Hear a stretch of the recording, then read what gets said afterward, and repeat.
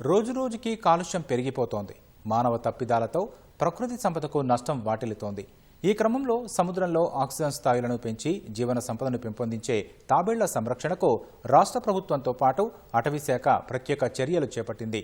సముద్రంలోని నాచు, వ్యర్థాలు, జెల్లీ ఫిష్ లాంటి చేపలను తింటూ ఆక్సిజన్ స్థాయిలను పెంచే ఆలివ్ రిడ్లే తాబేళ్లు పెంపకం చేపట్టింది.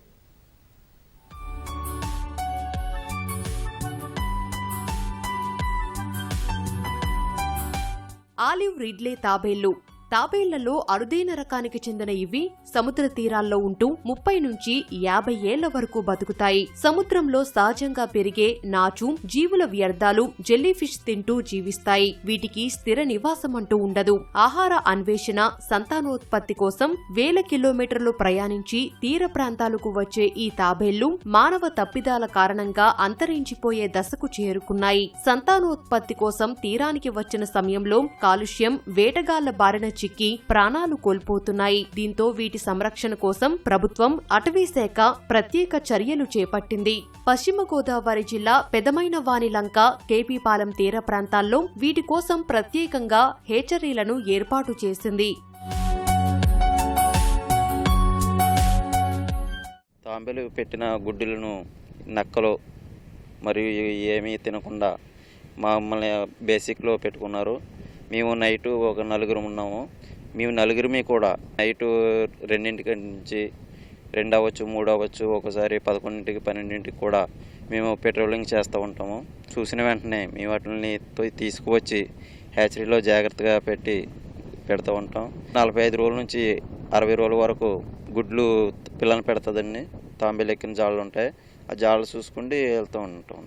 సముద్రంలో అది చెత్త చెదారం ఏమీ లేకుండా అది క్లీన్ చేస్తూ ఉంటుంది అనమాట. ఆలివ్ రిడ్లే రాత్రి వేళల్లో ఆలివ్ రిడ్లే తాబేళ్లు తీరానికి వచ్చి గుడ్లు పెట్టి వెళ్లిన తర్వాత వాటిని అటవీశాఖ సిబ్బంది సేకరించి వాటిని హేచరీలో భద్రపరుస్తున్నారు. అలా భద్రపరిచిన గుడ్లు నుంచి 45 నుంచి 60 రోజుల మధ్య పిల్లలు బయటకు రాగా వాటిని విడతల వారీగా సముద్రంలోకి విడిచిపెడుతున్నారు.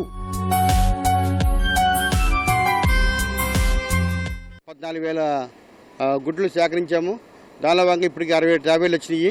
పిల్లల చేయడం క్రమంలో స్కూల్ పిల్లల్ని వాళ్ళకి అవగాహన కల్పించి వాళ్ళ చేతనే మేము ఈ యొక్క 113 పిల్లల్ని వదలటం అయింది. సముద్ర పర్యావరణాన్ని పోషించే ఒక మంచి పాత్ర పోషిస్తుంది. పగడదీవుల్లో ఉన్న నాచుని తిని ఆక్సిజన్ పెంపొందింపజేసి, మత్స్య సంపద పెంపొందించేసి మత్స్యకారులకు కూడా దోహదపడుతుంది. కాబట్టి మత్స్యకార సమాజానికి పర్యావరణ మేలు చేస్తున్న సందర్భంలో ఈ యొక్క ఆలివ్ తాబేలు అంతరించిపోతున్న జాతులు ఒకటి కాబట్టి దాన్ని సంరక్షించడానికి ప్రజలు ముందుకు రావాలని కోరుతూ దాదాపు డిసెంబర్ నెలాఖరు నుంచి మే నెలాఖరు దాకా దాదాపు 6 నెలల పాటు ఈ కార్యక్రమం కొనసాగుతుంది.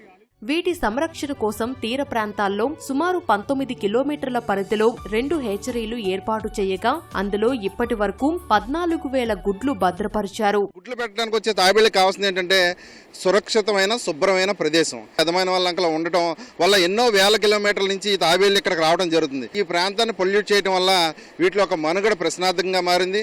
మరి వీటిని తిరిగి యథాస్థితికి తీసుకురావడానికి ఫారెస్ట్ డిపార్ట్మెంట్ వారు, ఎన్జిఓ వాళ్ళు ఎంతో కృషి చేస్తున్నారు. మన ఆరోగ్యం, మన పిల్లల్ని ఎలా కాపాడుకుంటామో వీటిని కూడా కాపాడాల్సిన బాధ్యత ఉంది. సముద్ర తీరానికి వచ్చే పర్యాటకులు, చేపల వేట సాగించే మత్స్యకారులు వీటి భద్రతకు ముప్పు వాటిల్లకుండా చూడాలని పర్యావరణవేత్తలు కోరుతున్నారు.